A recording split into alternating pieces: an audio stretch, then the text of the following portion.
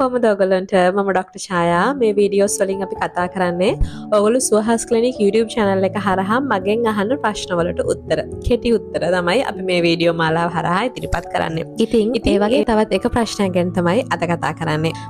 Doctor මගේ හස්බන්ඩුයි මමයි එක තැන නෙමෙයි ඉන්නේ. එයා ටිකක් දුර තමයි රාජකාරී කරන්නේ. එතකොට එයා මාසෙකට සැරයක් තමයි එන්නේ. ඉතින් එයා ආවට පස්සේ අපි එකතු වෙනවා. අපි දරුවෙක් බලාපොරොත්තු වෙන දැන් මාස ගාණක් තිස්සේ try කරනවා. නමුත් මට pregnant වෙන්නේ නැහැ ඩොක්ටර්. මෙන්න මෙතනදී ඔයගොල්ලෝ විශේෂයෙන් දැනගත යුතු දෙයක් තියෙනවා. ඒ තමයි අපි මාසේ කොයි දවසක එකතු වුණත් අපිට සරු කාලය කියන එක මග ඇරෙනවා නම් අන්න එතකොට එතන ගැප් ගැනීමක් සඳහා යම්කිසි බාධාවක් සිද්ධ වෙනවා. ඉතින් මොකක්ද මේ සරු කාලය කියලා කියන්නේ? ඒක කොහොමද මේ ප්‍රෙග්නන්සි එකට බාධාවක් වෙන්නේ? සරු කාලය කියන දේ මිස් වුණොත් එහෙම නේද? සාමාන්‍යයෙන් ගැප් ගැනීමක් සඳහා හොඳ මෝරපු ඩිම්බයක් එක්ක නිරෝගී ශුක්‍රාණුවක් එකතු වීමක් සිද්ධ වෙන්න ඕනේ. අන්න එතකොට තමයි ගර්භයක් ඇති වෙන්නේ. ඉතින් අම්මගේ ඩිම්බ කෝෂයෙන් ඩිම්බයක් පිටවන කාලයට තමයි අපි සරු කාලය කියලා කියන්නේ.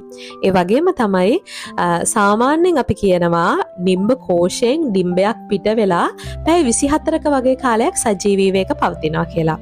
එතකොට මේ කාලය තුල ශුක්‍රාණුවක් ශරීරයට ප්‍රවිෂ්ඨ වුණොත් හරි එහෙම නැත්නම් මේ ඩිම්බයක් පිට වෙනකොට ශුක්‍රාණු ශරීරයේ තිබුණොත් ඒ ශුක්‍රාණු සජීවී මට්ටමින් තිබුණොත් සාමාන්‍ය කාන්තාවකගේ යෝනි මාර්ගයට ශුක්‍රාණු මුදා හැරියට පස්සේ සාමාන්‍ය දින 3ත් 5ත් අතර කාලයක් වගේ මේක සජීවීව පවතිනවා කියලා අපි උපකල්පනය කරනවා.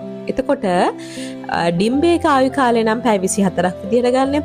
ශුක්‍රාණුවක ආයු කාලය නම් අපි දින 3ත් 5ත් අතර කාලයක් ගන්න. ඔන්න ඔය කාල සීමාව සලකලා අපි සරු කාලයක් විදියට අර්ථ දැක්වීමක් කරලා තියෙනවා.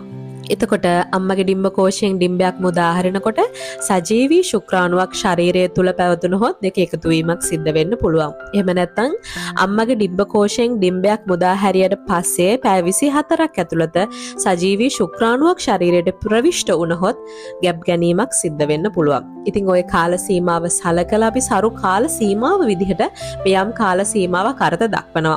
මෙතනදී කියන්න ඕන දින 28ක සයිකල් එකක් තියෙන කෙනෙක් කියලා හිතන්න ඔයා. ඒ කියන්නේ අද මෙන්සස් වෙලා හරියටම අද ඉඳන් දවස් 28කින් තමයි ඊළඟ පාර මෙන්සස් වෙන්නේ. අන්න එතකොට ඔය ඊළඟ මාසේ මෙන්සස් වෙන්න තියෙන දවස තියෙනව නේද?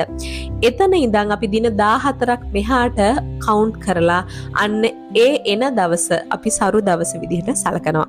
එතකොට ඒ සරු දවසේ ඉඳන් දින දෙකක් මෙහායින් දින දෙකක් එහායින් කාලය සරු කාලය විදිහට අපි අර්ථ දක්වනවා. උදාහරණයක් විදිහට මෙහෙම කියන්නම්.